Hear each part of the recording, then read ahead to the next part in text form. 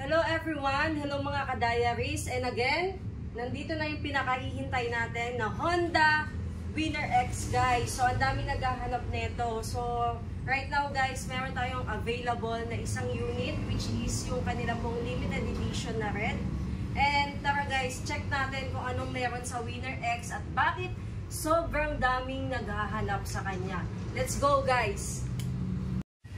So, usually guys, yung una natin mapapansin talaga physical appearance. Pero ako yung una ko talaga napansin is itong busina sa gitna. Close up mo nga para makita nila yung busina sa mismong ano.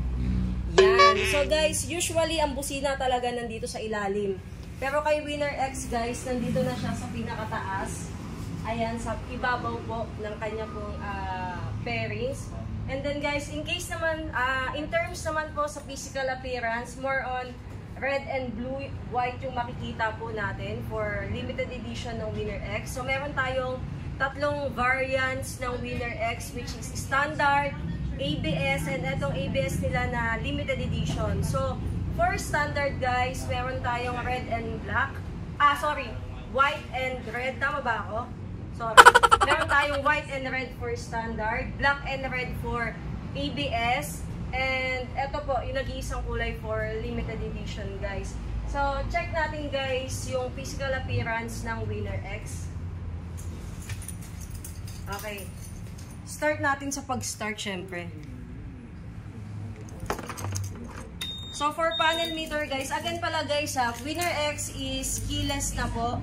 Ayan. So, if ever na kayo po ay mag-purchase ng Winner X, meron po kayong matatanggap na 2 keys for cash basis and isa lang po kapag installment. Ayan.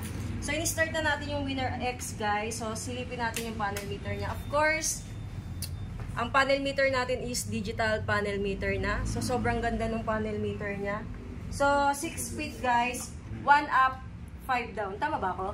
1 down, 5 up. 1 down, 5 up. Baliktad. So, hindi kasi ganito yung motor ko. Scooter lang ako eh. Ayan. So, ang Winner X natin guys, na limited edition is naka-ABS na, anti-brake lock system. Hydraulic disc with ABS guys, anti-brake lock. Ayan. Okay? So, sobrang ganda na neto. Kung i-compare nyo guys dun sa kakompetensya nating unit, pag nakita nyo to, sobrang angas, sobrang ganda talaga. And kung ako yung papipiliin nyo, siguro as of now, hindi dahil na sa Honda ako nagtatrabaho, pipiliin ko talaga tong Winner X kasi ang ganda niya talaga sa personal. So, by the way guys, headlight natin is LED na. Even yung rear natin guys is LED na. Lahat ng ilaw ni Winner X is LED na. So, maliwanag po ang buhay natin pag nagdadrive tayo. Yan. So, maliban dun guys, additional features for Winner X. Syempre, kung kayo po ay nagbabiyahe at kayo biglang nalobat, pwede na po tayong mag-charge. Ayan. Pwede ba close up? Yan. Naka-USB type na po yung charger natin. Yun nga lang, ang problema lang dito guys, pag nag-charge kayo, wala kayong paglalagyan ng cellphone nyo. So, siguro pwede na lang kayong mag-provide ng possible na pwede nyong malagay yung cellphone ninyo. Kasi, unlike sa mga scooter type natin na may mga pocket-pocket, eto kasi wala talaga siyang pocket. Kaya medyo mahihirapan kayo pag nag-charge kayo. Yung gulong natin sa harap, ayan, hanapin nga natin yung size. Eto, 90 by 80, 17. Tubeless na po ito. For limited edition guys, gold na yung mugs. Ayan, gold yung mugs niya with 90 by 80 sa front. And then sa back naman guys is 120 70. Saan ba yun? Ito, ayan. Yan, 120, 70, 17. Ayan, gold mugs na din siya and naka-disc brake na din to guys. Harap, likod, naka-disc brake na. By the way guys, fuel capacity ng ating pong Winner X is 4.5 liters. Bubuksan ba to?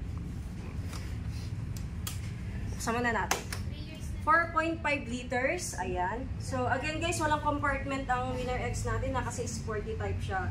So, in case na gusto nyo maglagay ng compartment, pwede nyo itong tanggalin or magpasadya kayo for GB box purpose. Di ko lang alam, baka sooner or later guys, magkaroon na ng para talaga sa GB box kasi tatanggalin nyo lang to. Then, pwede na kayo magpakabit. So, for fuel fuel guys, capacity is 4.5 liters na kayang tumakbo ng 52.3 kilometers per liter. So sobrang tipid na din siya guys. Sobrang layo na din ang makarating ninyo for 150cc na motorcycle. And of course, ano to? Air filter po. Air filter. Ah, talaga ba? So yung air filter niya guys, ito daw. Ito dito sa loob ng compartment. And for the battery, ayan, for the battery guys, nandito po sa gilid. Ay, nilak pala nila.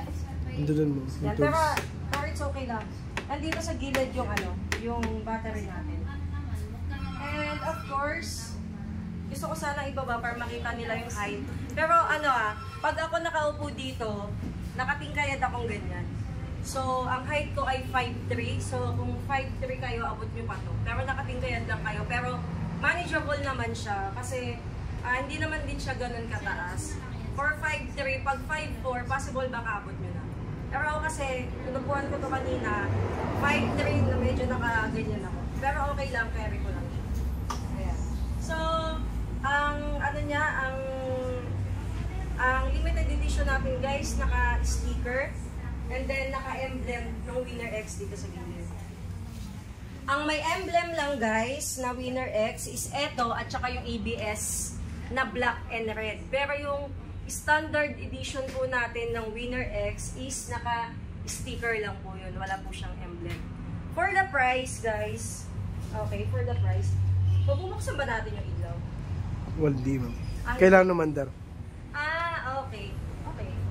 So, kailangan naman dar. Sige. So, for the price guys, actually, wala pa kaming bagong price list for Winner X. Pero yung price na nababanggitin ko sa inyo ay base lamang po ito sa price or sa presyo na binaba ni Honda. So for standard guys na Winner X, it's 123,900. Okay? 123,900 SRP for standard edition. And then dun po sa for ABS po natin na black and red, it's 129,900. Ito po yung naka-ABS na. 129,900. And para po dito sa ating limited edition, ang cash price po natin is 131,900. 131,900. Ito po is SRP ni Honda Philippines. Pero yung mismong presyo po namin ay wala pa po. Okay, so for the meantime guys, habang hinihintay natin ng presyo at hinihintay din natin na dumating ang PNP clearance dito, ayan. So, ipopost ko po sa inyo kung ano yung magiging current price natin for cash and installment kapag meron na po.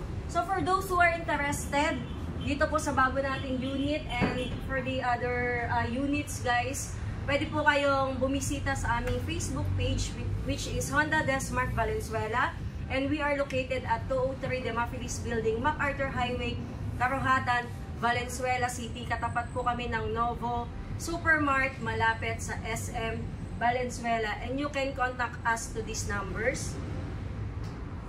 Ayan. So, guys, punta lang kayo dito anytime. And we are open from Monday to Saturdays, 8:30 to 5:30. Ayan, we will entertain all your inquiries, guys. So, walk-in po kayo dito. And for those who want to apply for installment basis, again, you can visit our Facebook page and then Honda Desmark Valenzuela, click sign up po. Ayan. And then, dun po kayo magpasa ng inyo pong for installment, guys. So, yun lang, guys. And thank you again for watching my vlog. Have a great day ahead.